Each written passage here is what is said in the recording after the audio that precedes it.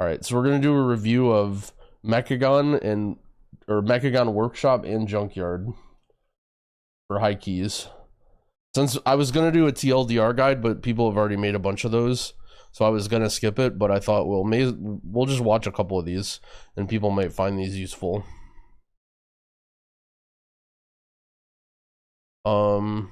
So this was the highest NA or EU Junkyard that was done in season 4 of BFA. Our team was lucky enough to grab the key with the God of Bear himself. So the most important thing that you need to know about Junkyard is the robots. So there's 3 different buffs in Junkyard. One is speed, one is zap, which does a crap load of damage, and one that is like a shield. And so the goal of this dungeon is to get all 3 of the bots as fast as you can and then never die. If you die, you lose the buffs, and then the bots that you found them from are gone. So you can have a couple deaths as you go through the dungeon and then re-pick up new bots, but a full wipe is almost always a deplete unless you're doing like a really, really low key. So you'll see immediately at the start of the key, our team goes Delta formation and we all just start running. In a high key scenario, you'll have pre-assigned bots that you'll run to and everyone knows which ones you get. Because I have stealth, I go by this guy and I get this lightning bot as fast as I can. I'll pick up other bots later in the next pull. In Mechagon, you can't always go the same way. So the default way that people usually like to go to is Gunker first, but there's a weird hard mode mechanic that floats over one area at a time and it moves around from week to week. So you can't always do the same route. Generally speaking, all this stuff is a pretty easy to do pull. There's a lot of this in here that one-shots you. So this gyro scrap, if you go into this swirly in the middle, it'll one-shot you. Any of these red swirlies will one-shot you. The renormalizer has one buff and one debuff. This shrink right here is very, very dangerous. Shrink is a debuff that goes on your party member. It reduces their HP and damage, and I think you can squish them. And if you walk over them, they get instantly one-shot. So that's something that needs to be kicked and needs to be stopped.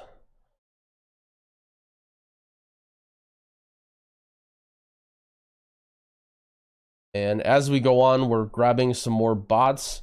Part of the reason that you do this area first is because there's so many easily accessible bots. This is also a good pull that you can lust.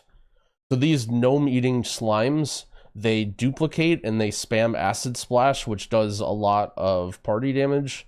You generally don't want to pull more than one of these at a time or pull them with anything dangerous.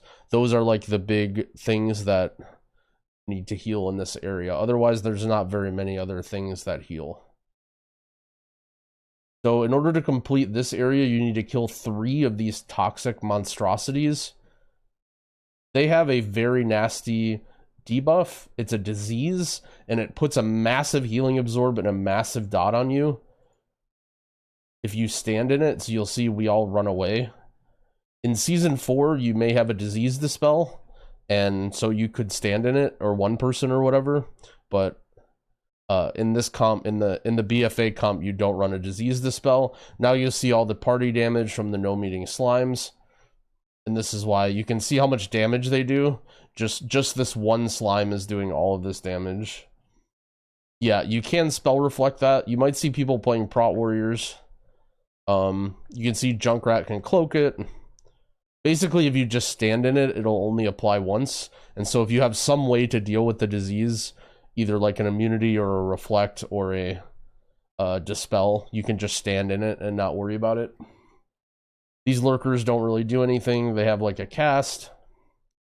Then you just go through this area. You pull, generally speaking, like pretty small. You pull pretty small in this whole dungeon because of how powerful the lightning bots are. Basically, as long as you don't die, you time the key. The last mob in this area is this slime elemental. it has Slime Wave, which is like a frontal charge that it does. You'll see, okay, well, either way, that's something that you have to be very worried about. That's also like a one-shot and a high key. A lot of times, like the rogue or the demon hunter or whoever has stuns will stop them. You can also just get out of the way. I'm not going to bother showing like locations of all the bots, but at this point, everyone should have every bot. We've gone past a lot of lightning bots. You can see I'm grabbing the haste bot. This is the last one that I have that I needed. Once you kill 3 monstrosities, there's an RP for this boss right here that's coming up. I'm trying to skip ahead to Gunker. But, oh, we have to kill 1 more of these. There's a little RP that starts. Usually what you do is you leave this trash pull over here by the boss because you need something to do during the RP anyway. So you just leave these mobs here and you kill them. There's no reason to kill it super early. This is a pack with multiple slime elementals, so you'd want to use AoE stops on them or just dodge it or whatever. I am completely under attack by thing from beyond. So Gunker is a rot boss. It basically just pulses damage the whole time. You need to stay in these bots with the water during the mechanics to stay safe.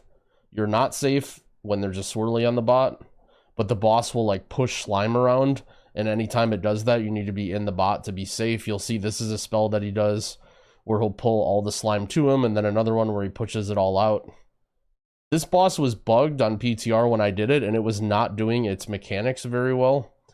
So one mechanic that it has, it does splatter and it'll goop the bot. So you see how this bot has goop on it? You'll need to break that in order to free the bot. You can also disease dispel it. On PTR, it was not gooping. Hopefully they fixed that because it's kind of like the main mechanic of the fight. And that's basically all you do. It's just a rot healing boss. Remember, as a healer, you always want to be like doing stuff and DPSing because your zaps go off. This is a dungeon where you probably want like a really high haste set because the more haste you have, the more zaps are going off. I don't remember exactly what scales with crit or verse or whatever.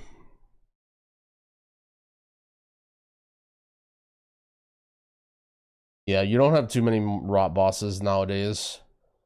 There's a lot of movement too. This was a really nice boss for Druid, but yeah, that's about it. It's literally just keep the bots safe, stand in them, heal the damage, and then you're good. So movement in between areas is going to be a little bit weird because we use the Season 4 affix, sort of like the current encrypted WoW. One thing I will point out, this guy right here, this weaponized crawler, this guy is completely canceled. You absolutely never want to pull this guy. He does like insane party damage, and you want to avoid them at all costs. They are worth almost no count. Dark, thanks for the 7-month resub, friend. I appreciate it. All right, we can skip ahead of this. Generally speaking, in BFA, you use the Season 4 affix to get from area to area. Again, kind of like you do with the WoW relic or whatever. So this is the Trixie and Nano area. So there's a couple important mechanics here. Metallic Jaws is a tank buster. It hurts real bad. You see dorkies using like a trinket or something to block it. These Scrap Hounds also use Bork. It's a very, very hard to see frontal. If you look, like you can barely even see it. A lot of times what we do is we just stun those and stop them because they're so hard to see. There's also these swirly grenades. So again, tank buster and dodge in this area. Drow is under attack. This area, there's a really big patrol that's very scary, so you need to take this area slow. You can see all these mobs with this big guy in here. They're mobs that do a lot of party damage. So generally speaking, you want to either CC this or pull it right away because you don't want it running into you. Oh, Reichman, thanks for the Prime sub, friend. So these guys, again, grenades. These shooters do like this weird run and gun thing where it just shoots. It's basically party damage. This is mostly party damage, but also some tank buster damage as well. Yeah, you see how much damage Chao is taking, part of which is due to his corruption.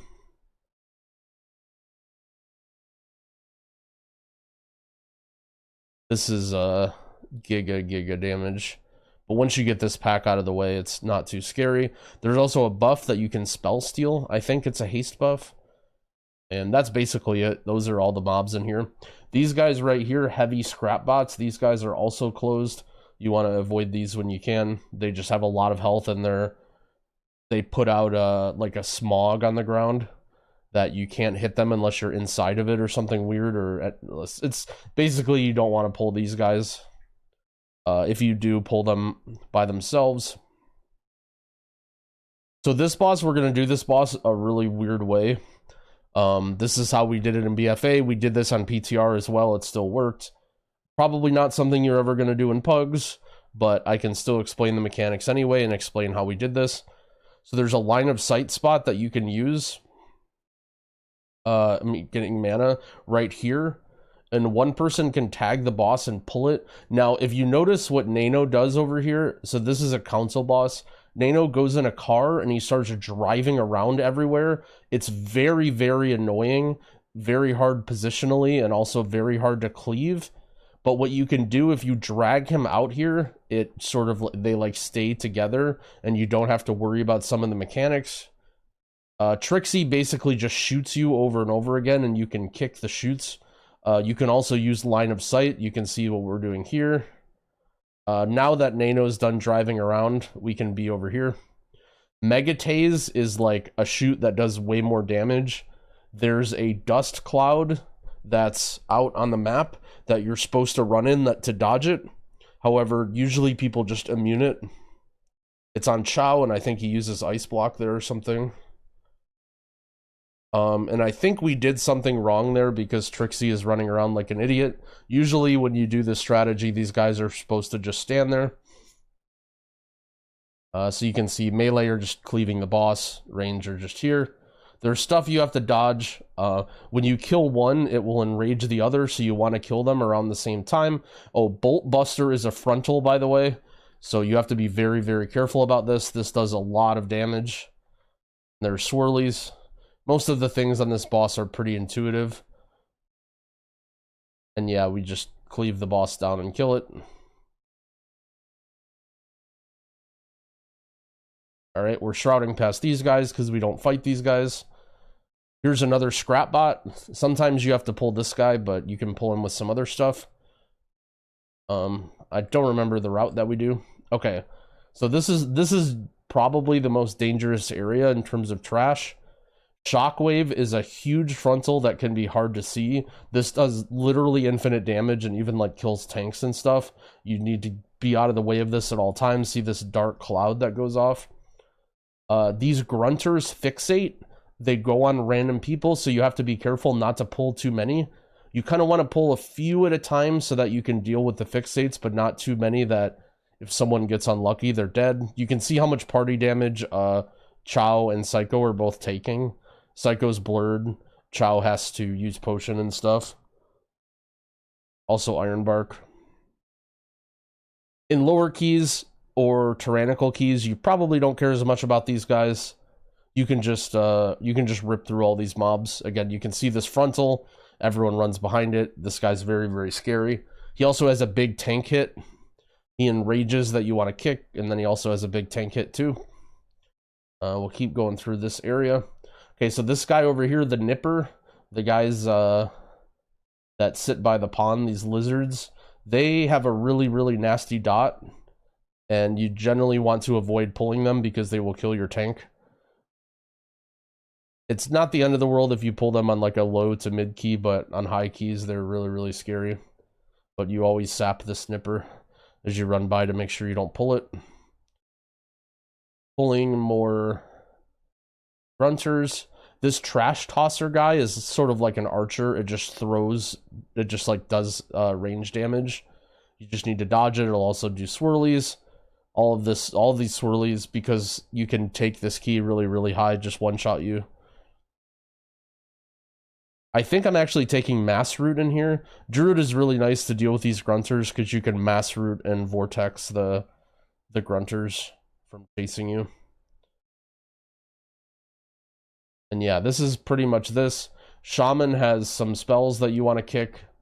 You basically need to kick all the Shaman spells, one of which I think is a curse that roots you. Headbutt, again, is the tank buster. Basically, this area, you just want to play safe. There's some bots in here. It'll definitely help you to learn where the extra bots are. For example, there's 2 in this cave. There's another cave back there where there's another one. There's another lightning bot by that portal over here. So just knowing where the bots are in case you die is really, really helpful. But yeah, all you do is just go through this area. You're just kicking the enrages and not pulling too much. This scrap bot you have to pull. This is the same guy that does the spin, the swirlies. And you can see play safe big IO. This is probably the scariest pull for the tank. The double bully. All of the enrages need to be kicked, and also this they'll just do 2 frontals you have to be very, very careful of. They'll do a big tank buster. I think Dorky dies right here, if I remember, in our 31. Dorky decides that it's a good time to get out of bear form and cast regrowth. So we'll watch this pull just for good memories.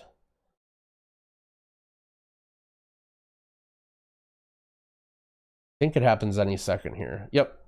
He gets clonked. Immediate res.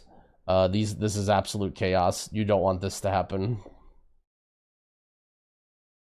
But somehow we managed to live. You can see that when Dorky tanks, he immediately has to like spam bark skin and use everything because these guys hurt really bad. Okay. So now we go to King Gabamak. This boss also, the spell queuing seemed bugged when I played it on PTR. It seemed very different. This can be a very, very scary boss. It's like more of a tantrum, like damage burst. So the boss uses Rumble, where it does a ton of party damage. Also remember, if you're missing bots here at this point because you're playing bad and you're dying, this boss becomes way, way, way harder if you don't have the defense bots and the haste bots. So every time it uses Rumble, you want to do a lot of healing. This boss is very similar to the mailroom in Tazavesh. It also has a soak that you do right here. Now notice it's spawning grunters, and these grunters fixate and act like the normal grunters that were in the area before, which is very scary. However, you have a way to deal with them. So this soak, it charges everyone that soaks, and you can use the charge to activate things around the room. So see how Junkyard, I think, activated this pillar. I activated this robot. The robot spins around. Once you have everything activated, they all start frying all the grunters, and you're sort of safe again. And that's basically the entire fight. You heal the Rumble, you soak the charge smash, and then you charge up the pillars. Yeah, just rinse, repeat. It's another like pretty healing intensive fight. That's why I think a lot of healers like this dungeon. It was a little boring because of the zaps, but a lot of the bosses required a heavy amount of healing. Okay. Wait, what happened there? I don't remember this. Oh well, we'll move on. This is all Season 4 stuff. We don't need to worry about this guy. So routing is definitely going to be different because you can't do this. So some of the best count you can get in the dungeon, you've noticed we've been pulling really, really small, is this area right here. So you'll notice we come up here. This is close to the end boss. There are all of these Mechagon trooper guys, and you can do a pretty big pull. And this is like some of the best count that you can get. So if you're under count going into the last boss, you just want to pull all this stuff. The troopers have a bleed, this nano slicer, and this stacks. So you have to watch out for how many stacks your tank is getting. They're the renormalizers from the beginning of the dungeon that have the enlarge and shrink. So the mage can spell steal the enlarge, and then as the healer needs to dispel the shrink. Dorky's got a bunch of stacks of the bleed, but he's an incarn. And see how big we can pull here. We do some weird stuff. You would probably pull more here, but again, this is all season 4 stuff that might be a little hard to understand, so we're just gonna skip ahead of it.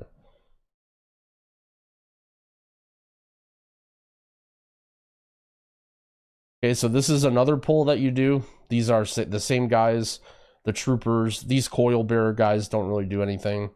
The one mob you need to worry about is the cavalry here. It has a spell called Rapid Fire where it charges to a spot, and then it's like a sprinkler. It like shoots out like this, and it goes around in a like an arc. This basically instantly one-shots you in a high key, so you need to be very, very careful about that. You can see how like we're all on the back side of it and like rotating around.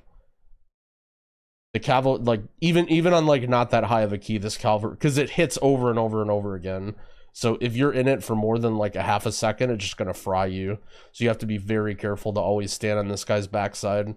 You notice how I'm like positioning my camera top down so I can see exactly which way he's facing. Like watch, he turns this way, we all run behind him. This is like one of the scary. It's not really scary because it's not hard, but I think it charges to a player. I'm not entirely sure. So now we're just going and getting some extra count here. I don't know exactly what our routing is here, but same guys, right? Troopers, cavalry. So what we're doing is a little bit of nonsense. Almost definitely nobody's ever going to do this in a key, even a high key. Maybe like Great Push or something, people will do this. But so notice we have this renormalizer sheeped and this other one caged. These are the guys that have the shrink and the enlarge buff. So we're actually going to use these guys on the last boss. I'll explain what we're doing, I guess, even though, again, you're probably never going to do this. We're just keeping these guys CC'd. This boss has 2 phases. Well, 3, I guess. 2 and an intermission. Mentally preparing. Okay. So this boss is actually kind of tough.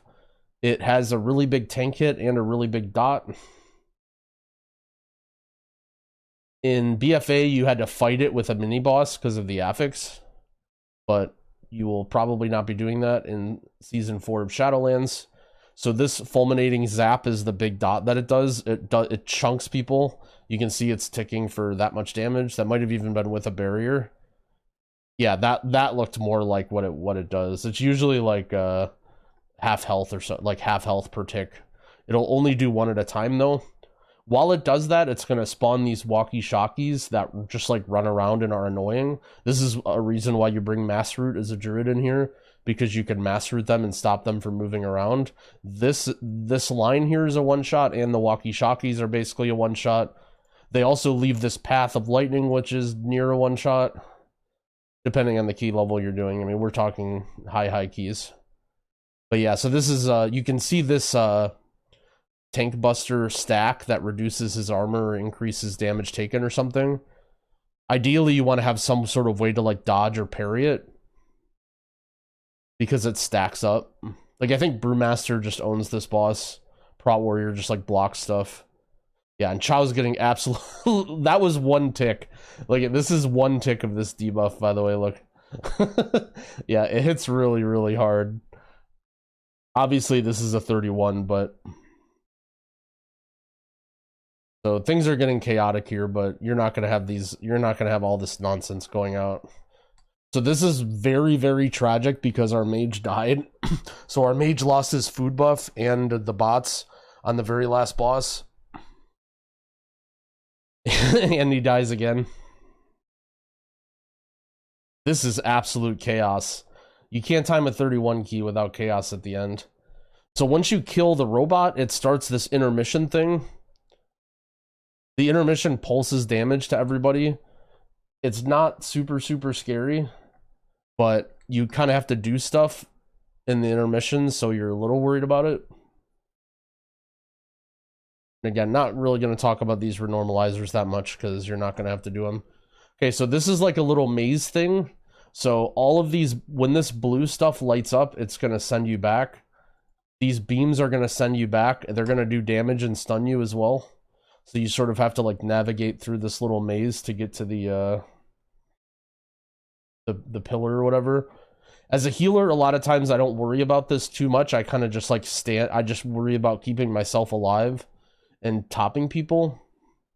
I don't know why my mana is so low. I guess that was just a scary moment. So this pillar up here has an energy meter. You have to click on the pillar and it'll slowly drain the energy down to 0 or fill it up. I don't remember. Yeah, I think it drains it down to 0. Once you do that, the boss becomes active. And I'm not even really worried about it for now. I'm just trying to keep my team alive. Once the strategy that you do for high keys is you get it down very, very low, and then you have the tank or the healer stand up there. Depending on which does more damage, it doesn't really matter too much. So you can see it has like one little energy. What we're doing with the renormalizers is we're having Chow double spell steal the enlarge. So each one of these I think is either 50 or 100% extra damage. Once you finally use the pillar, the boss gets a debuff that makes it take, I think, 3 times damage. And so now Chow ascends and just kills this guy in like 2 seconds. But this is like a really, really heavy burn phase where it's very important you have to kill these. Usually in high keys or like in a pug, you might have to 2-phase this. But this is where this renormalizer nonsense is coming in. We're doing this to like guarantee we can 1-phase the boss with lust and everything.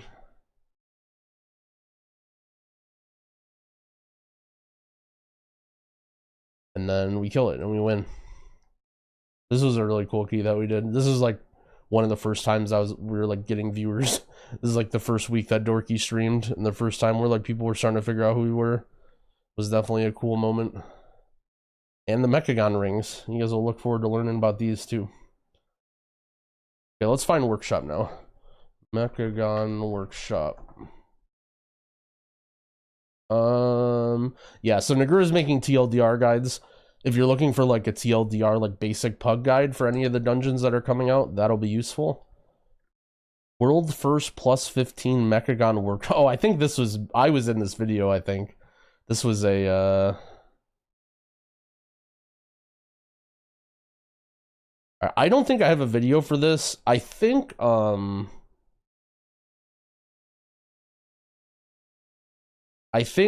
Zmock was in this video, and he has a video. Hold on. He's cool. He was one of the top healers this season. Yeah, I think this should be a good video to go over. Hopefully he doesn't mind us using his content. He's still playing, but he set a goal this season to get the 0.1% title with no healer, and I think he like got there pretty easily too. Okay, so this is Workshop. This is a more linear dungeon. This should be a lot less complicated than Junkyard with all the nonsense with the bots and stuff, but it has some really tough bosses. So in this first room, there's a lot of these guys jump around and they put out a lot of swirlies. There's also a spell that you need to kick. I believe it's this one right here, Detonate. This essentially blows up your whole party. These are very, very important kicks. So the way that you can kill these is actually using the hammer on the first boss. I just said I won't have to explain much stuff, but these hammers are actually really, really, really complicated. So these hammers are used for the first boss, and they do a lot of damage. The damage they do is based off of how many targets are under the hammer. So the hammer actually activates multiple times depending on how many things are under it. So if you notice, everyone on their team and every single mob, they're pulling under the hammer right away. And the hammer actually is activating 10 times. And so that's why it's doing so much damage. So if you try and do this in a pug, you probably aren't going to one-shot every mob like this. But it's a little bit risky, but it's, you know, when you're end of expansion, like World First Keys, that's something that you needed to do. This boss is pretty complicated as well, but okay, I promise that this dungeon won't be that complicated after this. Okay, so this is another council boss. This robot starts with stacks of armor and follows the tank around. The tank has to go around to each one of these hammers around the room and break the armor of the robot. The issue is whenever you break the hammer of the robot, or the armor of the robot, it also breaks the hammer. So as soon as you hit the robot with the hammer, it's going to disable that hammer. The car randomly just like fixates and does weird stuff. The very first target that it chooses is the nearest target. So what they're going to do is they're going to stack as close as they can to the car in line with this hammer to get it to chase into the hammer. So they have a little a bigwigs timer here. So you'll see right away, right? This guy spawns, this guy chases now the tank, this guy charges Mach because he's the nearest person, and now notice they're doing exactly what they were doing with the hammer before, right? Everyone gets in, so it activates 5 times for 4 targets plus the car, everyone out, and this is how people kill this boss really, really fast, is you keep going in and out and using this hammer to kill the car. Meanwhile, there's other stuff going on in the room. You can see these saws, there are little mines, bombs, pretty like very like stuff that you'll understand when you're seeing it. So the one scary part of this car is vent jets. You can see everyone running away. This is going to pulse damage to everybody, and if you're near the jets, it'll just basically instantly kill you. So it's going to start doing really, really heavy group damage here. This is where you want to use defensives. Notice this is Turtle. He uses his DP, Aura Mastery. This is where you slam all your defensives. So now is done breaking all the armor, except for one. But here's the thing is they don't want to break this hammer, right? They don't want to break this hammer quite yet. So now is using his body to try and speed up the hammer, but he's gonna, okay, I guess they just kill it. Okay, that's fine, I guess. But yeah, so now this hammer's broken and they can't use it anymore, but now they need to start focusing the robot. But you use the hammer to essentially kill the car all the way. And now the armor on the pummeler's broken. This guy basically doesn't do anything. He just, I don't know. He like spins. All the other mechanics in this fight are very easy to understand. The saws don't do it. Like the saws do very little damage, but they knock you around. And if you get hit by any of the mines or anything, oh geez, yeah. So that, okay, so they had one more hammer left, so that makes sense now. You get pulled down here. There's a lot of weird bugs for this. I wonder if they do the big pull. If they do the big pull, it's something you're never ever going to do in a pug. Not even like some of the top groups would do this pull. But I think us and them were the only groups that would do it, if I remember. Okay, so they're just going in. Okay, there's going to be a lot going on here, but hopefully we can explain it. Okay. So first there's the Junkyard dogs. These guys have that same tank buster with the jaws, as well as they also do a debuff that you have to dispel. The debuff does a lot of damage, so you want to keep dispelling that. The waste processing units have a frontal and a circle, both of which will instantly kill you if you get hit by them. The living wastes do nothing, but when you kill them, they blow up and you need to line of sight the explosion. And there are conveniently placed pillars around this area that you can use to line of sight. However, some of the pillars are a little bit buggy, so I don't remember which, but I think like one of the pillars just didn't work at all or whatever, but you'll see. So they're just going to group everything here. This is incredibly scary. So Flaming Refuse, this is the debuff that he's going to have to dispel. I think now can spell reflect it. Processing Waste, this is the frontal. Yeah, this is just absolute chaos. This is where Paladin is really nice because you can just bubble and not have to worry about line of sighting. So notice they killed all the green guys. Anyone who was worried went to line of sight. I think they mostly just immuned. They just block, cloak, turtle, bubble. You may or may not be able to do that with the current meta. And now they only have these cars and the dogs. The cars you need to be very careful of because the hitbox of the car is very big and it kind of like waddles around. It's hard to explain without seeing it, but a mob that has a frontal that waddles around, very often they get pointed in a weird way. Like, watch, it's hard to see this one, like, it just like, they just move very, very strangely. They move very, very strangely. So you have to be careful for these guys. And this is not a pull you will ever do in a key. This is the Season 4 affix that we don't care about. Okay, so this is Cujo. This is a very, very simple boss. It has a huge pulse damage that just kills you if you're out for it, but you can line of sight it behind this box that it gives you. It has a debuff that goes on the tank that you instantly want to dispel that just does damage. So there's a little cheeky thing you can do with the box. If you angle yourself where you're at the corner, it's kind of hard to explain. You'll just have to like feel it to understand. But you can be line of sight behind the box and still hit the boss at the same time. There's a buff that you have called hiding behind junk. And if you ever have this buff, it just means you're safe from the flames. Notice he has a weak aura that puts a giant icon on his screen to show him so he doesn't have to look at his buffs. And you basically just like waddle around the corner until you can get the buff and also hit. And this is a big part of the high key meta of doing this boss quickly, is always lining it up correctly and then also being able to kill it. There's the debuff you dispel. Here comes the box. The last thing that you need to worry about is the leap. It's always going to target the furthest person first, and then it's just going to jump around. You just want to spread out for this. The other thing is you don't want to put it on the box. The leap blows up the box, and if you blow up the box, you can't line of sight, and you're dead. So you need to make sure that you never bait the leap onto the box. You'll only ever have one box for the phase. And that's basically it. It just rinse, repeat over and over and over again. It's just dispel, spread out for the leap, hide behind the box. Yeah, you can do some weird stuff like feign and shadow meld and whatever, which you may see people doing.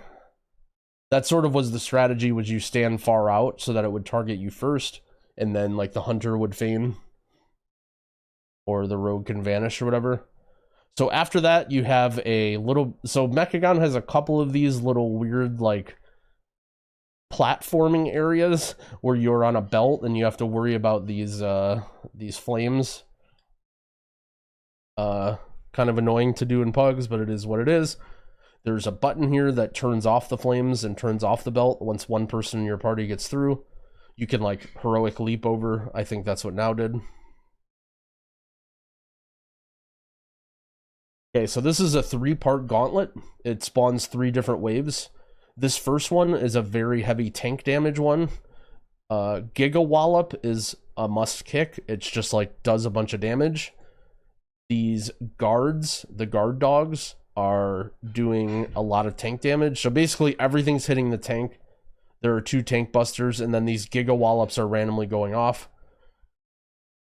These Tinkers also spawn these squirrels. The squirrels are just like a random bomb that blow up. A lot of times you'll see they just war stomped and just stunned them and didn't worry about it, but you may have to run away. There was a cheeky cheese in BFA where you could mind control these Tinkers and then spawn these bombs. However, in BFA, Priest was not particularly good. In Shadowlands, Priest is very good. And I don't know how much it'll impact or how well it'll work now, but it may be a very large part of this area to be a priest and mind control these Tinkers and blow this stuff up. I know they've been changing a lot of how stuff works, but it's very, very strong if you're a priest, and MC has no cooldown, so this may be a very big part of the strategy that people use in some of these areas. Okay. So that was the tank. That was the tank wave. The next one is the healer wave. These defense bots are very, very scary. They throw debuffs that hurt really, really bad. You'll notice that they all ran away, and Now is actually going to spell reflect them just to help reduce damage and to do a little bit more damage. Arcing Zap is the debuff. They all went on Now, and he just spelled them, or spell reflected and dispel. Okay, so this MK3 does short out. This does a lot of party damage, so you have to be very careful of the mix between the zap debuffs and the short out. If you have a dwarf or a dispel or whatever, MD will be nice here. You remove them. If you have a debuff and during short out at the same time, you're basically dead. Notice how much damage this will do. Zmok is putting sack on Dr. J, but Dr. J is literally at full health with no debuff, and he's still sacking here. This guy does, you'll see. yeah, this guy does a lot of damage. You have to be very, so anyone with a debuff during that would basically just die. Here you see the debuff, here you can see how much damage the debuff is doing when they're out. And ideally you want to really focus down this MK3 hard before it goes off again. It's going to do that short out thing. You just want to keep up with keeping the debuffs off. Yeah, this short out is going to do so much damage. Yep. Yeah, so this is absolutely terrifying for a trash pack of 3 mobs. You definitely want to focus that guy down. And you can see they're running away again just so now can dispel. They're kind of falling behind slash, or I mean, sorry, not dispel, spell reflect. Or I guess, no, that was literally just so they didn't get the debuffs. They didn't even have spell reflect. Alright, so this is the third wave. This guy is very, very easy. He does nothing. He has a frontal that you have to dodge.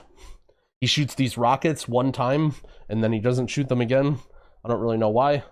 He does this little dance thing where, like, 2/3 of the room is blue and you die. 1/3 of the room is safe, and he'll move a bunch of times. Like, that area is safe. Now this area is safe. Then it'll be this area that's safe over here. But that's all this guy does. He's pretty easy. He's just like a punching bag. And usually you blow all your stuff on the last pack, because the last pack is very, very scary. Yeah, you just kill this guy. So, this is the part that's probably going to be the most annoying thing in Season 4 of Shadowlands. So this area right here is like a whole maze where you can see these circles that are going on. These circles will stun you and send you back to the start of the maze. And it's actually pretty annoying to deal with this in a pug when your team are monkeys. In Season 4 of BFA, you could use the seasonal affix to skip through everything. So you'll notice that they don't care at all about these circles. So they just go through this area and it does nothing. You're going to have to do this in Season 4 of Shadowlands. So, be careful.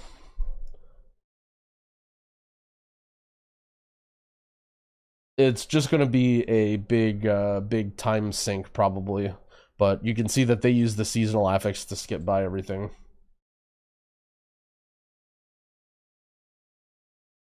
Okay, so this is another pretty big pack that can be scary on Fortified.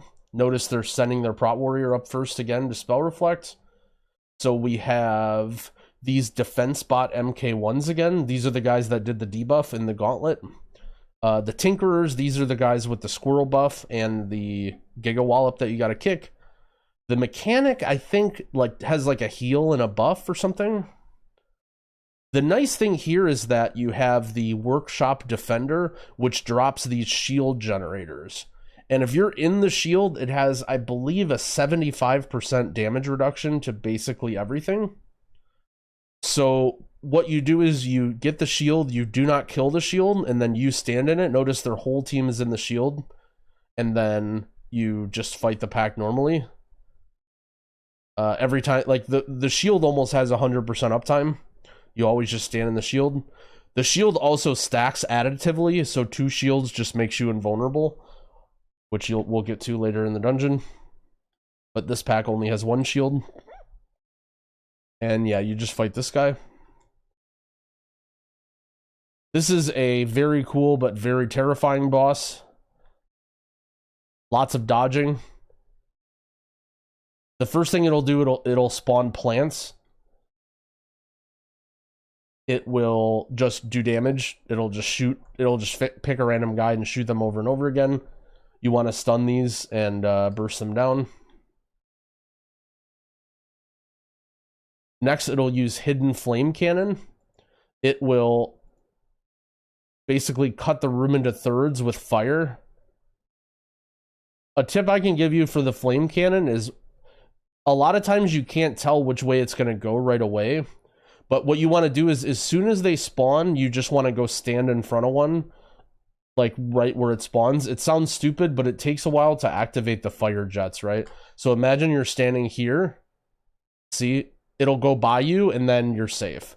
So if you're not sure which way it's going to go, you just go and stand right where it is where it spawns. And then it'll go by you before it activates. So while the boss is going on, it'll shoot these cogs spinning around. The cogs usually aren't a one-shot, but I think they're like probably like at least half of your health, if not more. So you can't get hit by a lot of them. And as the fight goes on, more and more of them will spawn and it will get very, very chaotic. And that's basically the whole fight. But it gets harder and harder as things go on because it's going to also start doing swirlies. With each plant that you blow up, see how this plant turned on fire? Now this plant is going to spew out fire swirlies for the rest of the fight. There was some weird interaction or bug where sometimes they wouldn't do it. I feel like the ambition guys like never got swirlies, but we would always do. Yeah, so this is the whole fight. You can see how chaotic it gets very, very quickly.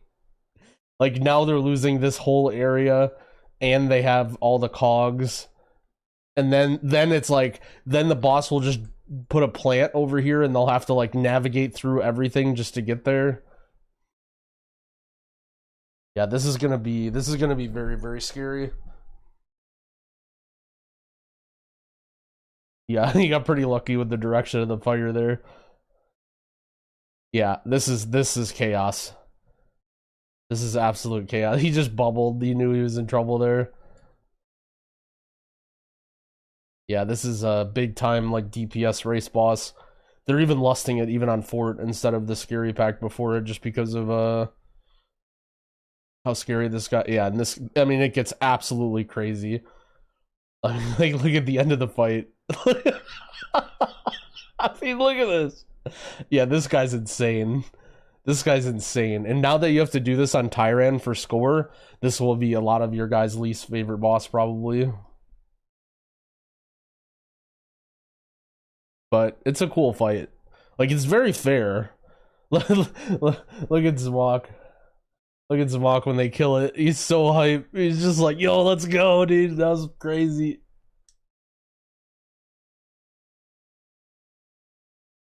All right, so these are very similar to the guy in the gauntlet at the end. They have a frontal and then they shoot rockets one time. They don't have the little safe zone thing though. So all it is just a frontal. If I remember, I think they hurt the tank pretty bad. This sonic pulse frontal thing you have to watch out for. I believe on most keys until you get very high, it's not a one shot, but it silences you. So it's actually really bad if the tank gets hit by it. Storming on the boss? Yep. Storming will be pretty good.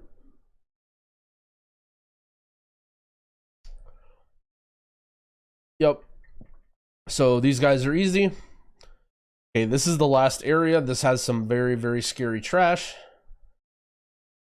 So same mobs as before, the defenders with the shield, the tinkerers with the squirrels and the gigawallop. There's also these two patrolling MK3s that they have to bring in. I'm not sure exactly what the route is here. I'm just gonna skip ahead. We already know what these mobs do. Okay, so in BFA you could skip all of this stuff, which is what people did. I'll try and see if I get a camera angle for it.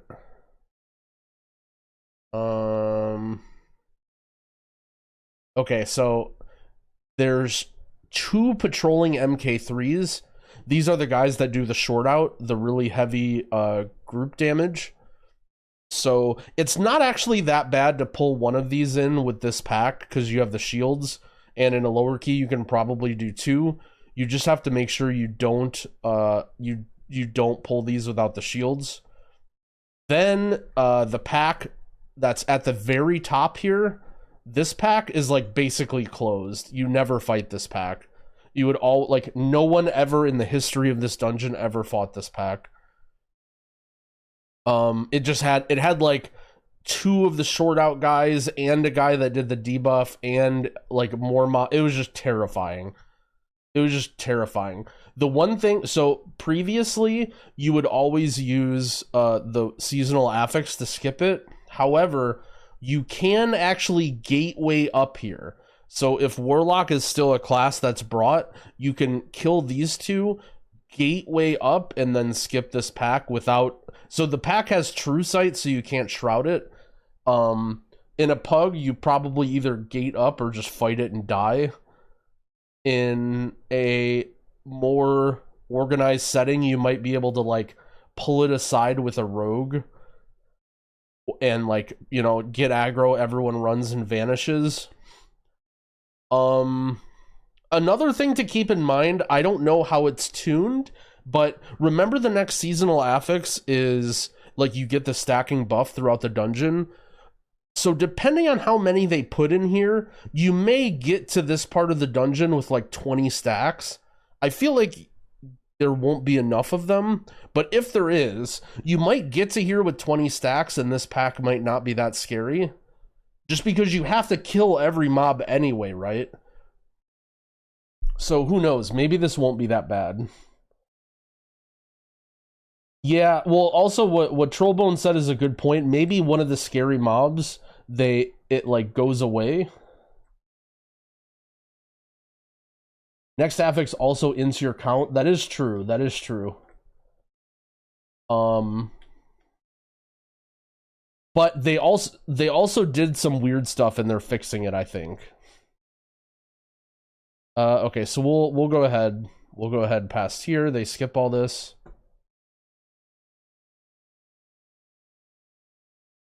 Okay, so here's this boss. This boss is probably not super scary. A lot of the reason it was scary is because you had to fight the Season 4 mini-boss with it. So the main thing that kills people in this fight is actually recalibrate. So there's 4 orbs that, if you run into them, do damage. And throughout the whole fight, Phase 1 and Phase 2, the boss will constantly cast recalibrate, and these will move. So you have to be careful of not being like near them or where they're going to. Pulse Blast is a tank buster. This boss does a lot of magic damage to the tank. Giga Zap is a targeted ability that picks somebody random and shoots a beam. Just like anybody in the path gets hit by it. So basically the way people did this boss is everyone stacked, and then whoever was targeted by Giga Zap stayed far away. So for example here, everyone's in melee, Dr. J's targeted, here goes the beam, it does 99% of his health because it's BFA Season 4. Actually, Zmok moves his beacon to Dr. J, so this puts a nasty dot. Some top players didn't know, but Giga Zap is actually a dot. So even though it does initial damage, it also will keep hitting them. Okay, so watch Sebek's HP. This is Sebek getting hit by the orb, I think, right here. This is how much damage the orb does. That much. Or it might have been just the beam. Either way, one thing the boss does is this cutting beam where it just goes in the air and flies around. You can't be under it, so you have to run away from the boss. Again, the boss is very, very difficult and scary here because they have to fight this mini-boss with all these puddles and shit, but your boss fight will not look like this. You'll have the whole room the whole time, which will make things much, much more simple. Giga Zap on now. I guess you can't spell reflect that? Yeah, I guess that makes sense. And yeah, that's this whole fight. It's just tank buster, Giga Zap, and then sometimes it'll fly around. However, this is only Phase 1. This boss is very, very long. Dr. J's dead. Dude, this boss is so long.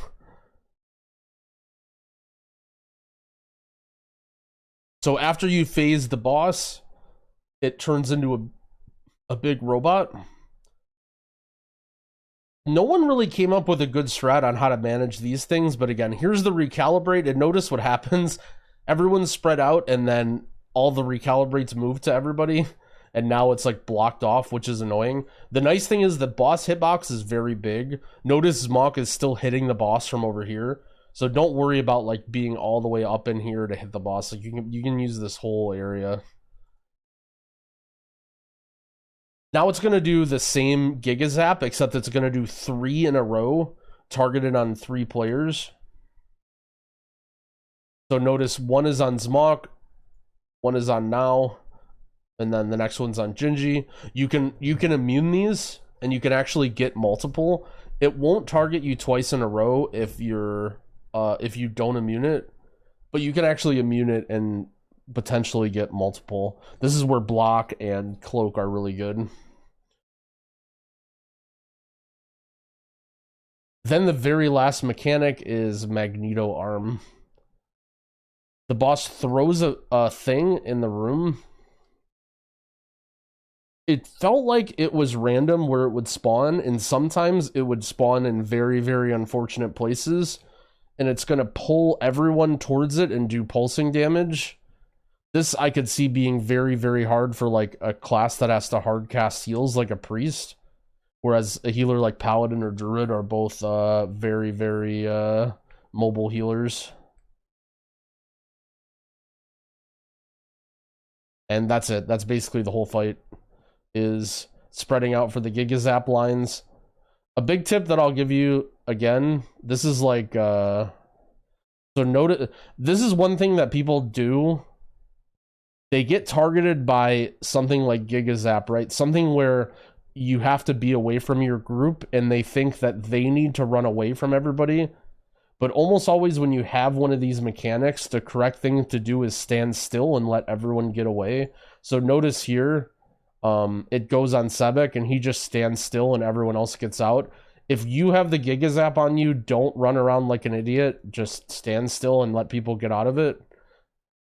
Gingy moves a little bit, but that's because of this recalibrate here, and he knows that area is safe. Yeah, that's the whole fight. The hard part is just dodging the recalibrates usually. Like, you'll get moments like this that are very, very scary. Like right here. Like this, like, you're like, you're just like, where the hell do I go? You just have to like book it and get out of it, and like not greed. Like, look at how not greedy this play is, right? Like, DPS will greed here and die a lot, but you just have to not greed and just like realize when you're in a bad spot and just like get out of the way.